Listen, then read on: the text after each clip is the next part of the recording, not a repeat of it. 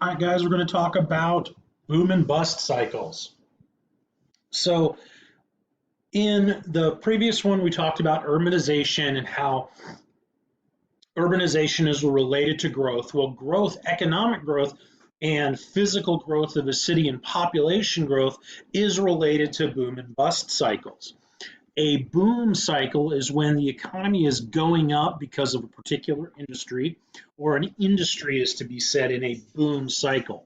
So, for example, the Texas oil production is booming from it looks like 19, whatever that says, blurry little writing, all the way up to looks like 1978, 72. Can't tell there. That is a boom cycle. There are ups and downs, but overall it's an upward trend. Okay, then we hit a bust cycle and downhill we go. And then all of a sudden, look, we're hitting an upward spike, which is a boom cycle if it keeps going up. If it kept dropping after this spike, that could still be considered a bust cycle. Now, here you see the same thing. This is kind of a bust cycle. There's some high points, but really it's a downward slope. And then we see a boom cycle coming back, which is technically what we're still under right now in fracking. So that's the idea. A boom and a bust cycle look kind of like a mountain peak and then another mountain. That's kind of comes in waves, I guess. Now, let's talk about a boom cycle in a particular industry. This is real estate. When you think about 80 to 90% of the land in Texas being owned privately, what that means for real estate is that when people have money who want to buy land, there's lots of people who want to sell land, both undeveloped and developed land. If you think in terms of people who are moving to an urban area, they're moving to an area where there is lots of real estate to be developed, meaning suburban areas.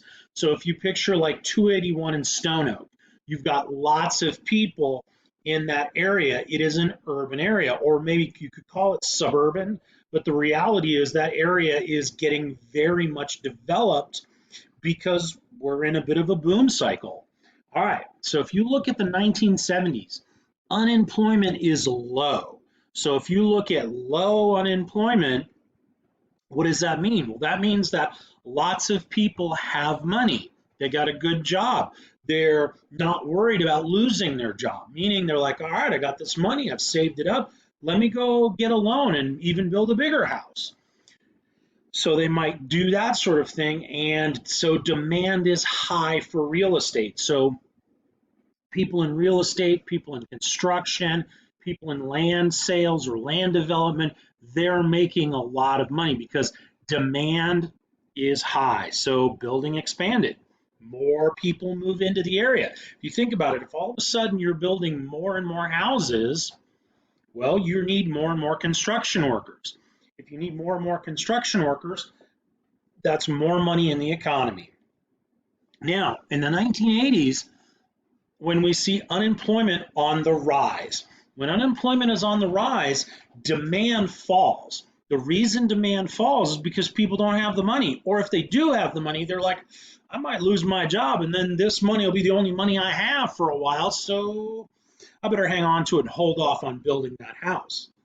So they don't have a lot of demand for a new house or for developed land or undeveloped land. People are just holding on. They're waiting. I don't want to take a loan out to build a new house that I might lose because I don't have a job. That would create a really bad situation. Now, in the 1990s, the economic situation improved, and so demand for real estate started to increase. So you've gone boom, bust, and now we're in a boom again in the 1990s. Excuse me. That boom cycle will happen all the way into the 2000s when we have the real estate bust that caused the downturn in our economy. That was, this last recession we had, probably around the time when you guys were first coming onto this planet. All right, So now we talk about boom and bust in oil. So if you look at Texas back in the 1970s, Texas had one industry, one major industry, and it was oil. Now, Texas oil industry had kind of gone bust because the Middle East had been selling oil in the world really cheap. And so Texas couldn't compete with that cheap labor making oil or producing oil for really cheap. But all of a sudden, there's some trouble in the Middle East. There's a war, and the Middle East countries that were selling us oil stopped selling us oil. So all of a sudden, they've got an embargo on oil, and if we can't buy their oil, we got to get it from someplace else. Well, guess what? Texas has oil. So in the 1970s and 1980s, you've got a huge demand of oil that shifts from some other country to here in the United States. So Texas steps up to meet that demand. That oil supply dropped off, Texas fills that demand, and our economy booms because of that oil supply. Now, over time, the Middle East begins to produce oil again. Their price on oil production is much cheaper than ours. So by the 1980s, the mid 80s, the late 80s, supply increases on the world stage. So now that there's so much oil out there and there's much cheaper oil being produced, Texas can't keep up and we get priced out of the industry. So due to those prices, falling, Texans, they faced some hard economic times, and it was an oil bust. If you look down here at the bottom, 300,000 people left the state. They leave Texas to go for other jobs elsewhere because all those oil jobs and that it just bust. So a lot of people lost their jobs. Big problem for Texas. All right, so that is a boom and a bust cycle where now it's interesting to see that the real estate boom and bust, 1970s, unemployment low because demand for oil is high. Demand for Texas oil is high.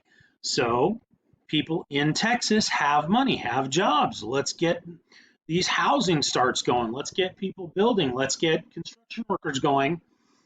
All of a sudden, the 1980s comes around, supply on the world increases, 300,000 people leaving, people don't have jobs. Those oil jobs that left, or those 300,000 people who left, are no longer spending money in the Texas economy. That creates a ripple effect, meaning that unemployment is going up in the state of Texas. So demand for real estate is dropping off. Then you have the 1990s. As the 1990s picks up, you'll see what's going to actually happen in Texas is Texas will look at the oil industry and also look elsewhere. Computers, space race, all that sort of stuff. There's lots of other things that Texas is going to be meeting the needs of rather than just oil. So oil might have kind of stayed flat for us for a little while, but we kind of take a step back and we go in investing in jobs in other areas to kind of get off that bust cycle. So that's a good thing for Texas, and we'll see that here in the next section when we talk about the impacts of these, basically boom and bust cycles. So the impacts we'll talk about here next, and then we'll get into impacts of significant industries. All right, so we're going to leave off here with the impacts of that. All right, have a good one, guys.